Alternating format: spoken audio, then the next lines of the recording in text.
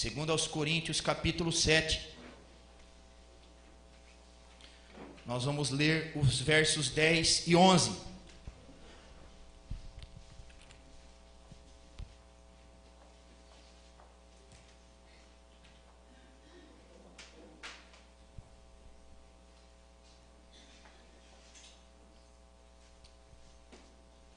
Segundo aos Coríntios 7, 10 e 11.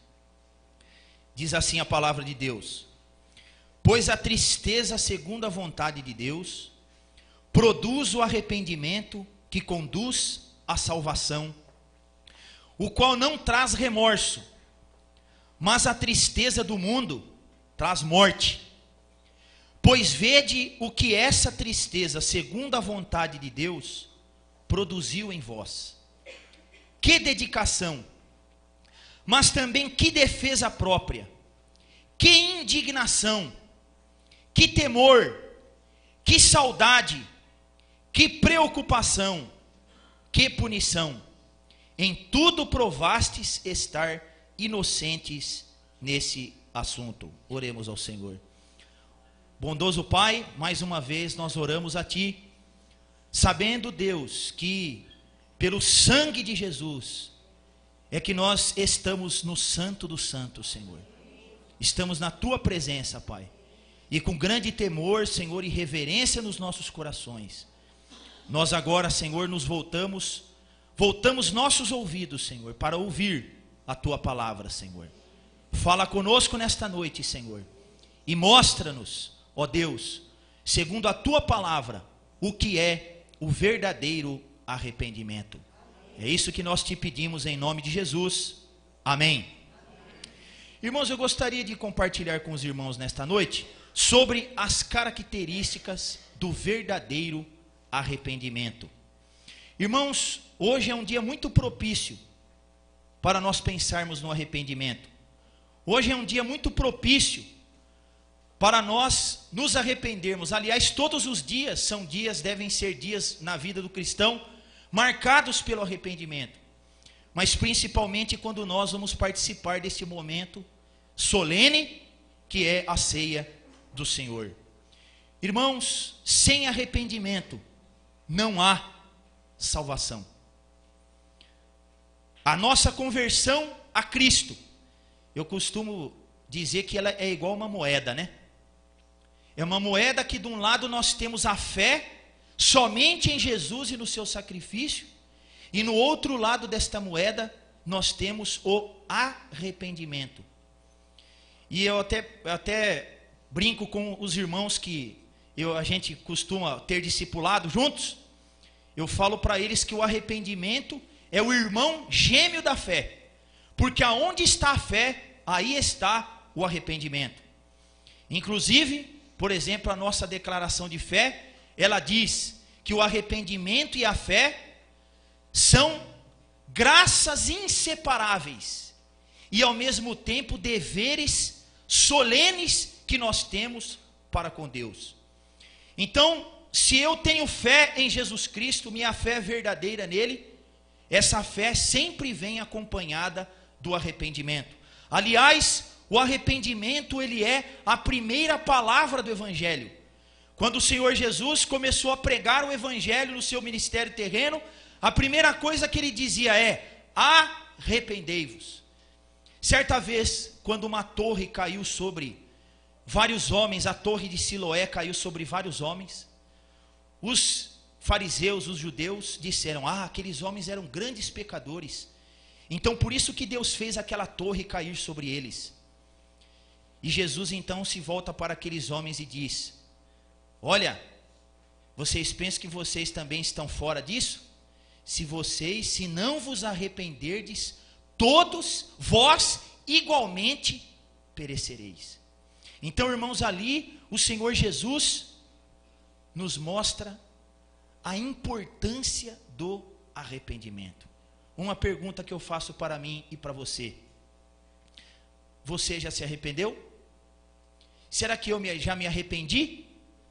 A melhor maneira de eu saber se eu um dia me arrependi é que eu hoje continuo me arrependendo.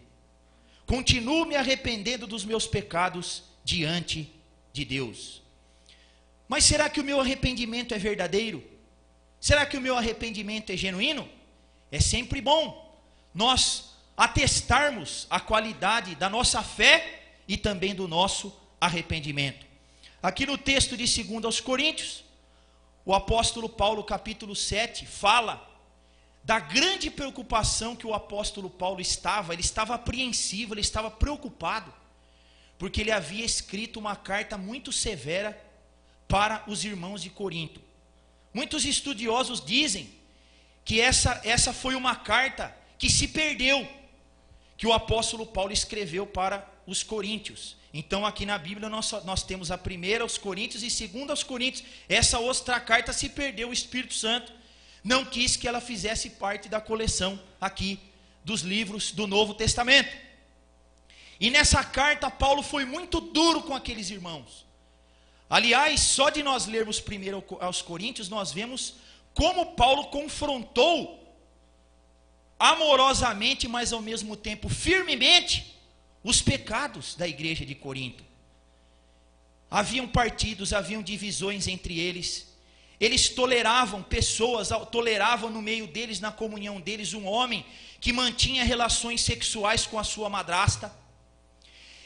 O culto era uma desordem, era uma confusão. Uma grande confusão com respeito aos dons espirituais. E até quando eles se reuniam para celebrar a ceia do Senhor, não era para a bênção. Não era bênção na vida deles, pelo contrário, trazia maldição. E haviam entre eles muitas pessoas fracas e doentes, e não poucos que dormiam, por eles participarem de maneira indigna da ceia do Senhor. Então Paulo escreveu esta carta severa, e ele estava apreensivo como que os cristãos de Corinto iriam reagir àquela carta. Aliás, muitas vezes os pastores, os ensinadores da palavra, os líderes da igreja, nós ficamos preocupados muitas vezes com as reações que um irmão, ou que a igreja, ou que um determinado grupo da igreja terá diante de uma advertência, terá diante de uma repreensão. Todos nós ficamos apreensivos, e Paulo estava assim. Mas o texto aqui, o capítulo 7, diz que Paulo então ele foi consolado com a chegada de Tito. Paulo estava experimentando, aqui diz o versículo 5, lutas por fora e temores por dentro. E aquela apreensão, como é que aqueles irmãos vão reagir a esta carta severa que eu escrevi? Mas Tito trouxe boas notícias para ele. Tito disse: Paulo, eles se arrependeram. Paulo, eles demonstraram arrependimento. E então nós encontramos aqui nos versículos 10 e 11 as características bíblicas do verdadeiro arrependimento. Irmãos, e aqui nós podemos verificar a qualidade do nosso arrependimento. Então eu gostaria de falar rapidamente sobre essas características baseadas nesses dois versículos. A primeira característica do arrependimento é a tristeza. O arrependimento traz consigo a tristeza. Mas não é a tristeza, como diz a palavra, que vem do mundo. Aquela tristeza que vem da decepção que as coisas do mundo trazem para nós. Não, é a tristeza segundo Deus. A tristeza do mundo gera morte, gera destruição, porque nós vemos tantas pessoas se suicidando, se matando nos nossos dias.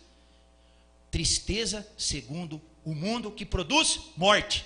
Mas o arrependimento traz consigo aquele pesar, aquela tristeza segundo Deus, que vai ter como resultado salvação, que vai ter como resultado na nossa vida perdão e restauração. O Espírito Santo de Deus produz no coração do cristão esta tristeza, este pesar por ter pecado contra Deus. Irmãos, você se lembra de Saulo logo que ele se converteu lá em Atos? Ele ficou cego, e diz a palavra que depois que ele teve aquele encontro com Jesus, ele ficou durante 3 dias sem nada comer e sem nada beber. O que será que Paulo estava fazendo naquele momento? Imagine, irmãos, a tristeza que veio no coração de Paulo, por causa de todos os pecados que ele havia cometido contra Cristo e contra a sua igreja, antes dele conhecer a verdade. Uma missionária chamada Berta Smith, certa vez ela chegou para um pastor e disse assim para ele: há de chegar o tempo em que você sentirá tristeza pelo pecado, porque nós nunca vamos nos arrepender se nós não ficarmos tristes, se não tivermos grande pesar por causa dos nossos pecados. E aquela missionária então disse para ele: pastor, pega um bloco de papel, muitos lápis, vá num lugar sozinho, peça a Deus para Ele mostrar os teus pecados e anota cada um deles nesse bloco. E depois, confesse e se arrependa de cada um deles e queime aquele bloco de papel e faça o mesmo com o seu pecado. E aquele pastor achava que ele podia levar só uma folhinha de sulfite, que estava tudo certo, né? Mas a hora que ele começou a escrever os seus pecados no papel, ele viu que ele ia precisar de muitas folhas. E depois dessa experiência, aquele pastor começou a saber melhor o que é sentir tristeza por ter pecado contra Deus. Então o verdadeiro arrependimento traz consigo a tristeza, aquele grande pesar. Essa palavra significa aquele grande pesar por nós termos pecado contra Deus. Segundo, aqui o versículo fala aqui no verso 11, mas também que defesa própria.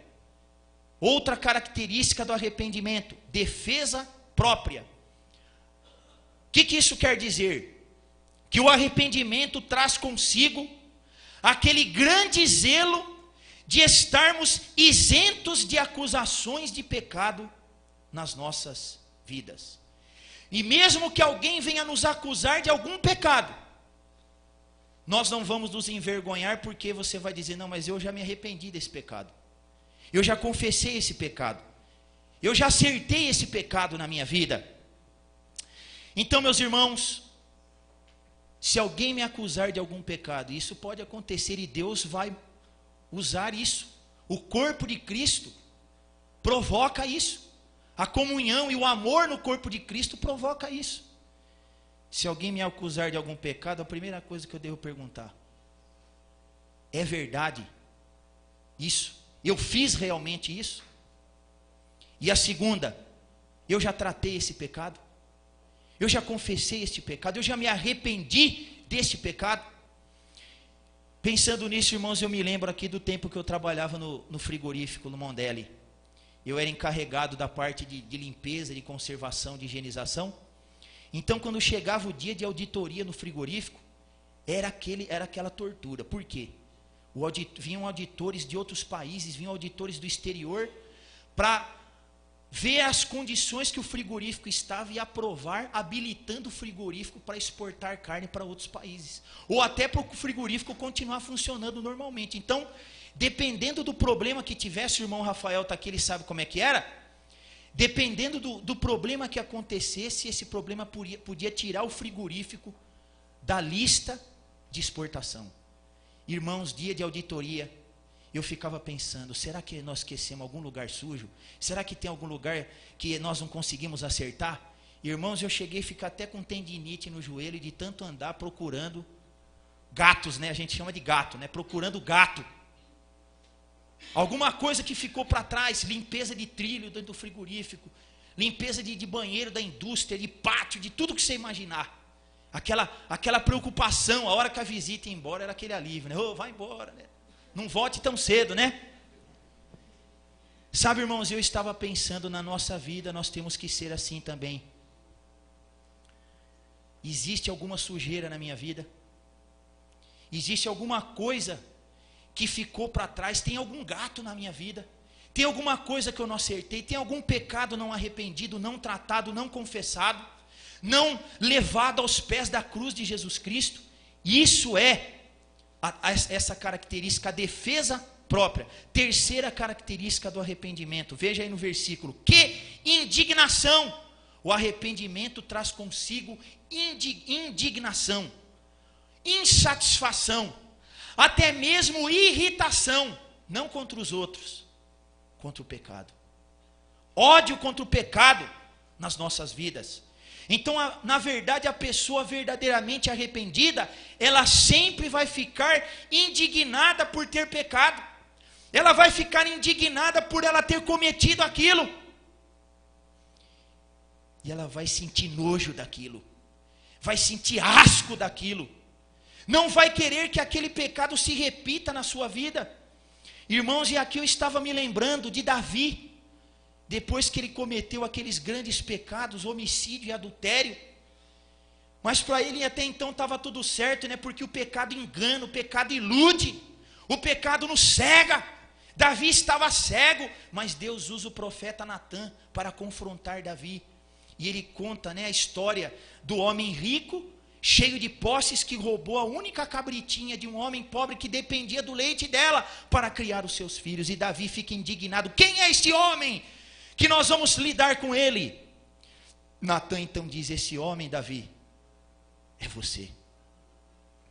E naquele mesmo momento Davi teve aquele baque, né? Aquele baque, porque ele tomou consciência do seu pecado, e aquela mesmo ódio, aquela mesma indignação que ele teve com aquele homem da ilustração que Natã contou, Davi então passou a ter pelo seu próprio pecado. E aí você vê o Salmo 32, aí você vê o Salmo 51, você pega o Salmo 51, você vê Davi falando: Senhor, me lava, me limpa, me purifica, tira isso da minha vida, apaga isso, Senhor. Eu estou sujo. Ele se sentia sujo, ele queria estar limpo daquele pecado.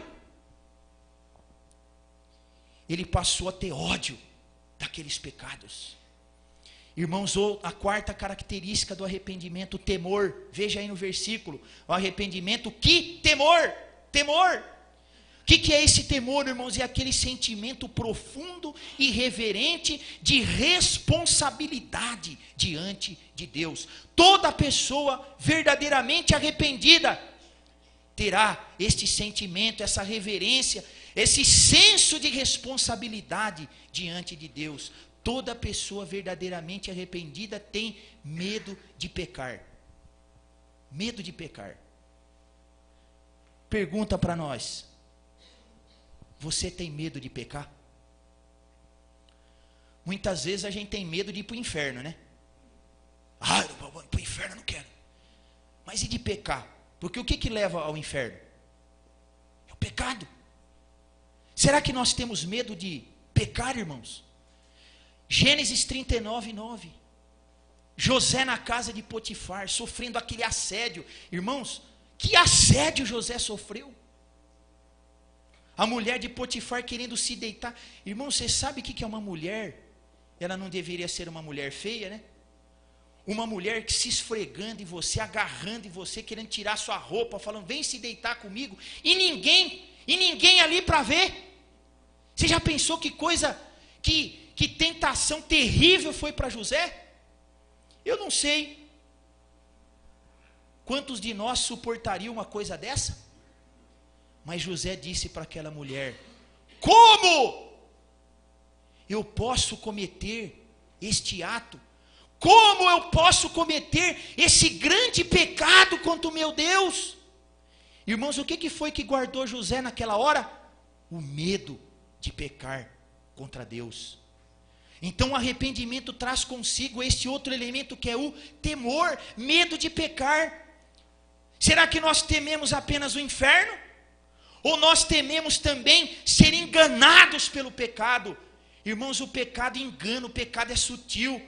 A palavra de Deus chama o pecado, né, de laço do diabo, de armadilha do diabo. Ninguém cai na armadilha sabendo que ali é uma armadilha. Será que eu tenho medo de ser enganado pelo pecado, de cair no laço do diabo? Será que eu tenho medo de desperdiçar todas as bênçãos e graças e dons que Deus tem me concedido? Será que eu tenho medo de permitir que as ocupações da minha vida sufoquem a semente do reino de Deus no meu coração? Eu tenho medo disso. O arrependimento traz consigo este elemento. Outro elemento do pecado, nós já estamos, do arrependimento, já estamos terminando, é o desejo. Aqui a minha versão diz, que saudade. Mas essa palavra, ela também pode ser traduzida como um desejo profundo, um anseio profundo. Ora, desejo do quê? Desejo por quê? Desejo por Deus, desejo pela sua presença, desejo de glorificar, de exaltar a Deus.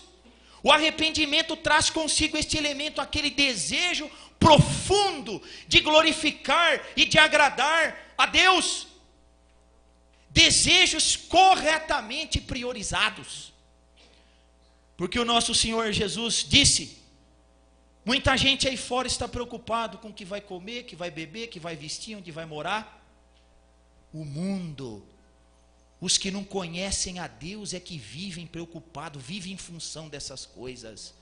Mas vocês busquem em primeiro lugar o reino de Deus e a sua justiça, e as demais coisas vos serão acrescentadas. Então o arrependimento traz consigo esse desejo profundo de glorificar a Deus, de buscar, de dar a Deus o primeiro lugar na sua vida, na nossa vida, de dedicar a nossa vida ao reino de Deus. Pergunta para nós, quais são os meus desejos? O que eu desejo? O que você deseja? Ah, não, eu desejo Deus, eu desejo Cristo, eu desejo glorificar a Deus. Mas com que intensidade eu desejo isso? No Salmo 63:1, Davi diz, a minha alma anseia por ti, a minha alma anela por ti, como uma terra seca e exausta, árida e sem água. É assim que eu te desejo, Senhor. Será que eu posso dizer que eu desejo a Deus, a glória de Deus, com essa mesma intensidade? Que lugar Deus, Cristo e seu reino ocupam nos desejos do meu coração? A penúltima característica, o zelo. Olha aqui no versículo 11. Que preocupação. Aqui na Almeida 21 essa palavra é traduzida como preocupação, mas ela também pode ser traduzida como zelo. Então, a pessoa verdadeiramente arrependida terá zelo por Deus, zelo por Cristo, zelo pelo Evangelho. Mas para algumas pessoas, você ser uma pessoa zelosa, ser uma pessoa preocupada com as coisas de Deus, com a glória de Deus, com o Evangelho, com o reino de Deus aqui neste mundo, para muitos isso é ser fanático, né? Ah, esse negócio aí de ir na igreja todo domingo, de ficar aí durante a semana tão isso já é fanatismo. Eu vou lá na igreja no domingo, cumpro a minha obrigação e vou embora. Já paguei meu tributo, posso ir embora. E muitos veem o zelo que o verdadeiro arrependimento traz como fanatismo. Irmãos, vocês já pararam para perceber o zelo que os muçulmanos têm por causa da sua fé? Por causa de Alá? Ele chega a participar de uma escola de treinamento para ser homem-bomba. Homem-bomba. E aí eles amarram aquele monte de bombas no corpo para chegar num lugar lá onde tiver muita gente e explodir por causa da sua fé. Porque eles creem, né? Que eles vão fazendo aquilo, eles vão chegar lá no paraíso e vai ter um harém, né? Esperando esses mártires, né? Muçulmanos lá no paraíso. Então eles acreditam piamente nisso. E o que eles não fazem por causa de uma fé que nós sabemos que não é a fé bíblica, que não é a fé que vem de Deus, que não é o Deus verdadeiro? Irmãos, que zelo que nós não deveríamos ter por Deus. Você já viu essas pessoas que têm zelo por partido político? Zelo por um determinado tipo de pensamentos comunistas. Você já parou para analisar o zelo dos comunistas? Mas irmãos, esse é um zelo sem entendimento. Mas você viu, chegou a ver o zelo dos cristãos primitivos do livro de Atos? Eles eram zelosos. Pelo quê? Pela doutrina dos apóstolos, pela comunhão, pelas orações, pelo partir do pão. Eles encheram Jerusalém da doutrina de Cristo. Eles podiam ser presos, podiam ser açoitados, só fosse lá o que fosse. Eles diziam: antes importa obedecer a Deus do que aos homens. Estevão, cheio do Espírito Santo, ninguém podia resistir às palavras e à sabedoria de Estevão. E apedrejaram Estevão, mas em nenhum momento Estevão sucumbiu, pelo contrário. Antes, o Senhor deu a ele aquela visão, ele viu Jesus Cristo em pé à direita de Deus, e depois daquilo Estevão foi apedrejado, mas ele não sucumbiu. Irmãos, e nós vemos o zelo dos primeiros cristãos. Arrependimento traz consigo o zelo. E por último, aqui a palavra de Deus diz que punição. A revista atualizada diz que vindita, ou seja, que vingança. Então o arrependimento também traz consigo essa característica: nós nos vingarmos do pecado, nos vingarmos do nosso pecado. Mas como é que é isso? Isso nada mais é do que a restituição. A restituição. Então, eu roubei alguém, prejudiquei alguém, me arrependi. Então o verdadeiro arrependimento vai me levar, além de confessar que eu roubei, reconhecer o meu erro, eu procurar ressarcir aquela pessoa, se for possível, né? Aquilo no que eu a prejudiquei. Menti contra alguém? Se eu me arrependi, então eu tenho que ir lá e falar a verdade a respeito daquela pessoa. Falei mal de alguém? Se eu me arrependi, então eu tenho que ir lá e acertar com todas as pessoas, se for possível, eu retratar aquilo que eu falei daquela pessoa como uma demonstração de arrependimento. Você lembra de Zaqueu?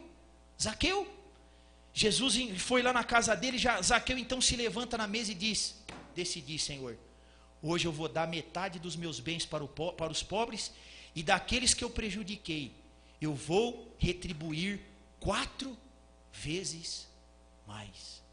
O fato de nós nos arrependermos não nos isenta da responsabilidade de retratar aquilo que nós fizemos, se for possível.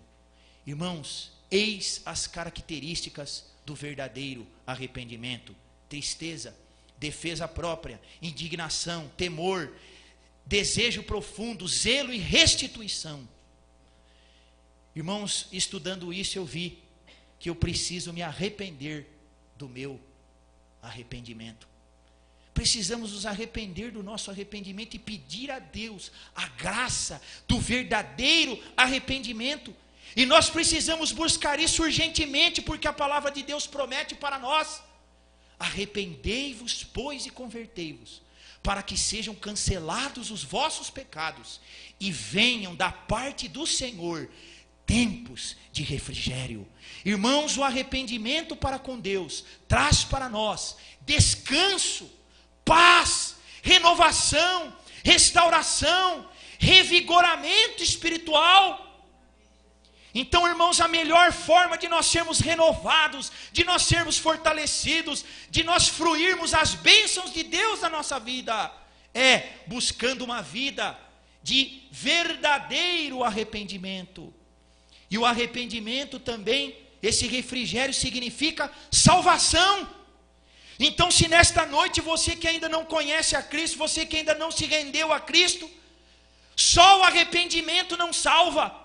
Nós precisamos crer no suficiente sacrifício de Cristo. Mas sem arrependimento também nós não somos salvos.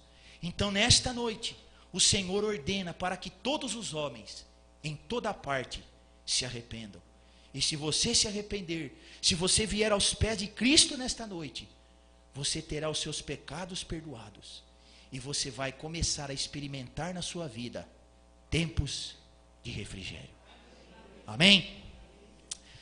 Irmãos, estejamos em atitude de oração. Agora nós vamos participar da ceia do Senhor. Oremos ao Senhor. Queria chamar os irmãos do louvor aqui à frente.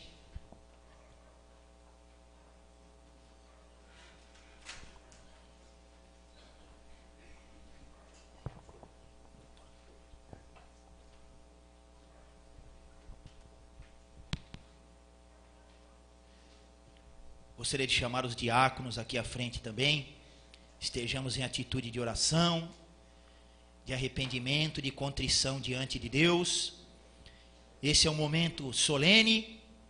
Essa mesa não é para pessoas perfeitas, mas é para pessoas verdadeiramente arrependidas, que colocaram a sua confiança em Cristo, renderam-se a Ele, confessaram Ele como Senhor da sua vida, foram batizados nas águas e continuam vivendo uma vida de arrependimento. Então você que está dentro dessas condições está convidado para participar da mesa que não é nossa, a mesa que é de Jesus Cristo, é do Senhor Jesus. E Ele prepara para nós uma mesa no meio do deserto, uma mesa no meio da nossa peregrinação por este mundo, para fortalecer a nossa fé, para alimentar a nossa alma, para nos fazer fortes na sua presença. Amém? Aleluia. Louvemos ao Senhor.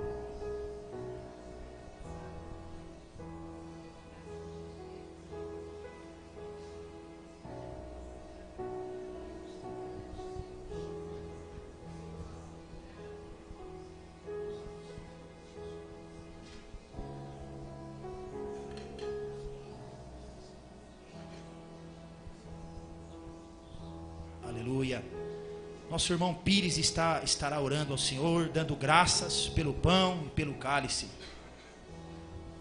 Senhor Deus, nosso Pai, nesta noite, Senhor, queremos agradecer a Ti, Senhor, por essa aliança, Pai, que Tu fizeste conosco, Pai, há muitos tempos, Senhor, e hoje essa aliança é viva em nossos corações, ó Pai, em nossas mentes, Senhor.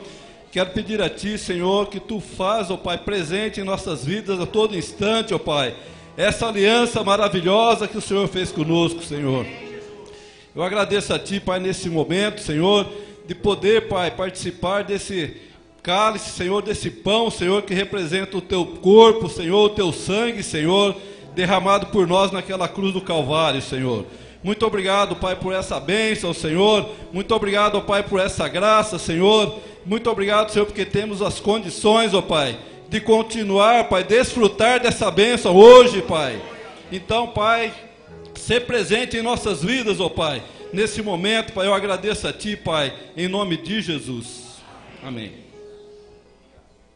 Glórias a Deus. Porque o Senhor Jesus, na noite em que Ele foi traído, Ele tomou o pão, tendo dado graças, o partiu e disse: isto é o meu corpo, que foi entregue por vós. Pensa nisso, meu corpo que foi entregue. Jesus se entregou por você, Jesus se entregou por nós naquela cruz. Fazei isto todas as vezes que o comerdes, em memória de mim. É em memória de Jesus que agora nós vamos comer este pão, pensando nele, pensando no seu corpo que foi ferido, que foi fustigado, que foi maltratado, dilacerado, pendurado naquela cruz.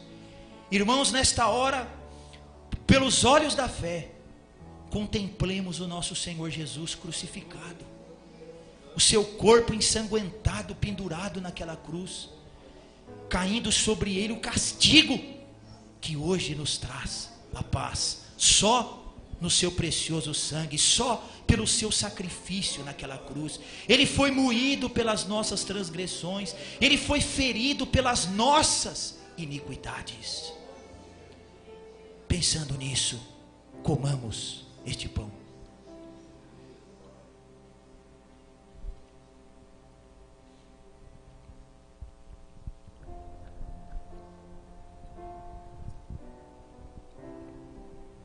Aleluia, Jesus.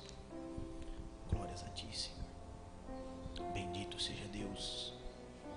Glória a Jesus. Nosso irmão Álvaro. Graças te damos, Jesus, porque Tu és maravilhoso, Tu és grandioso. Podemos contemplar, Senhor, a Tua grandeza, o Teu amor demonstrado pelas nossas vidas, Senhor. Podemos nos derramar diante do Senhor e saber, ó Deus, o quanto Tu nos ama, ó Pai. Louvamos, ó Deus, porque temos a oportunidade de agradecer a Ti, Senhor, pelo Teu grande sacrifício ali realizado na cruz, Senhor. E sabemos que não foi em vão, ó Pai, mas foi por amor às nossas vidas. Ainda que indignos, ainda que não somos merecedores, ó Pai, mas assim mesmo o Senhor tem derramado, Senhor, a Tua graça, a Tua misericórdia sobre as nossas vidas, Senhor.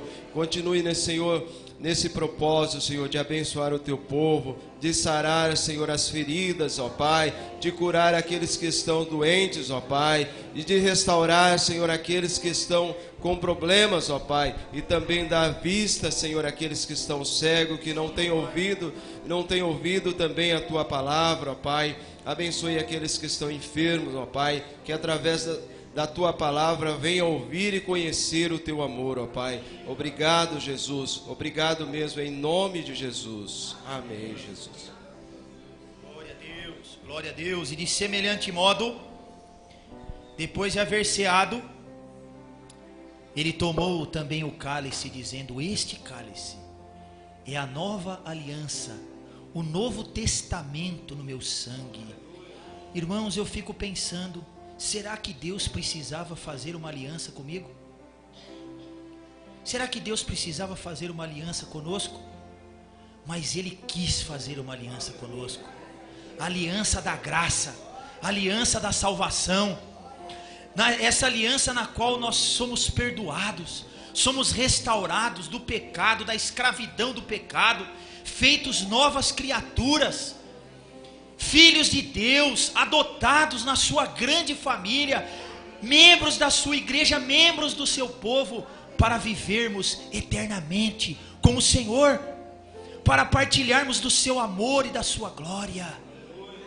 Irmãos, e esta aliança foi selada, ratificada com o sangue de Jesus derramado naquela cruz. O preço dessa aliança foi o sangue de Jesus. Este foi o preço.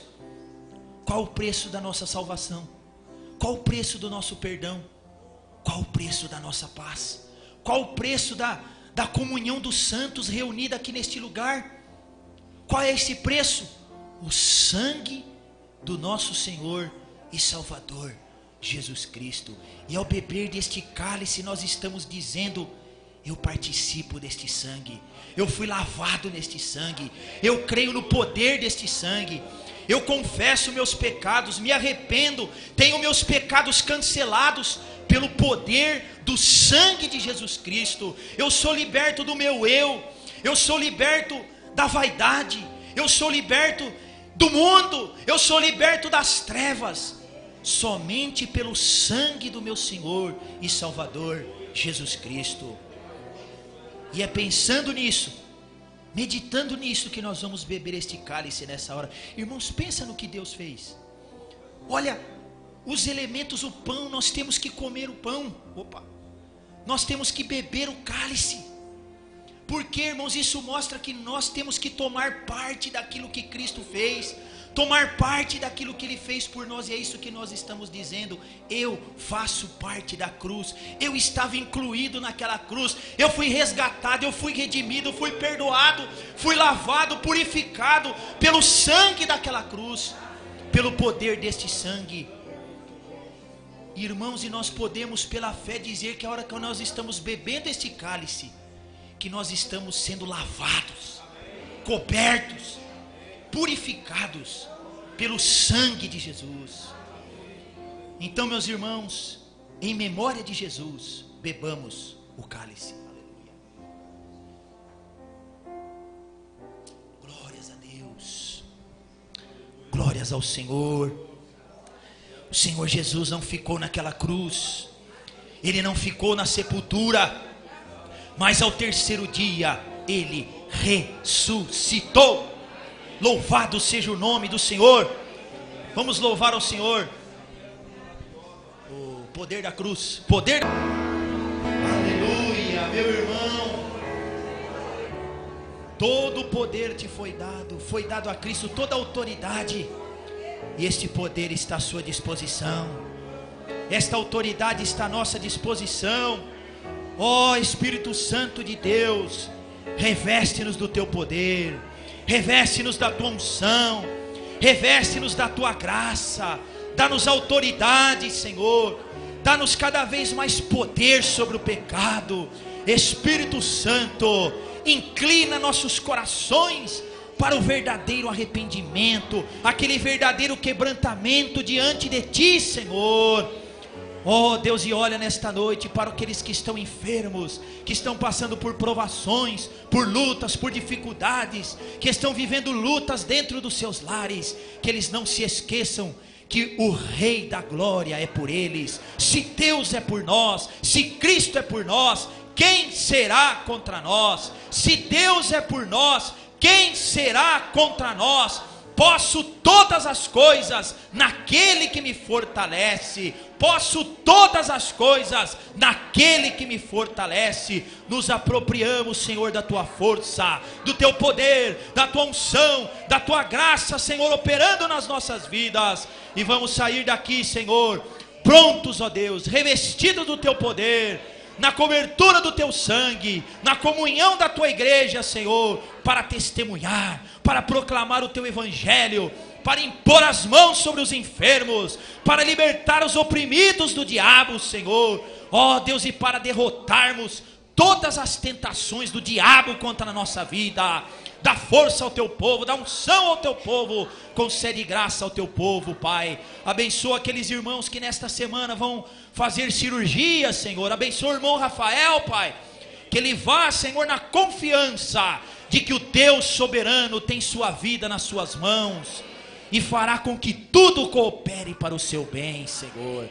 Oh Deus, muito obrigado, Senhor, muito obrigado, nós te agradecemos em nome de Jesus, amém. Gostaria de chamar o pastor Edson para dar a bênção aqui, pastor.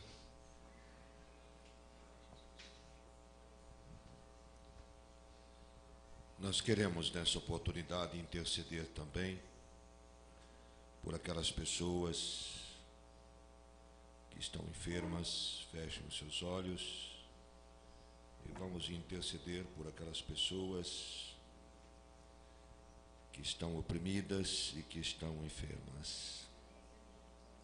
Pai, liberta agora os oprimidos do diabo. Que o espírito das trevas, que o espírito do mal recue agora pelo poder do Cristo ressurreto. Nós repreendemos toda força e poder contrário a ti, que se levanta contra ti, que destrói vidas, que enfraquece e dilacera vidas. Espíritos enganadores, espíritos do inferno, saiam agora, estejam vocês onde estiverem, seja qual for a sua operação maligna, saia agora pelo poder de Deus, porque nós te repreendemos e nós te expulsamos na fé do Cristo ressurreto. Enfermidade que atormenta nossos irmãos, que corrói o corpo, que destrói a felicidade, seja banida, seja destruída, no poder de Jesus Cristo, Senhor. E agora que a graça do nosso Senhor e Salvador Jesus Cristo, o amor de Deus nosso Pai e as consolações do Espírito sejam convosco e convosco permaneçam agora e sempre. Amém.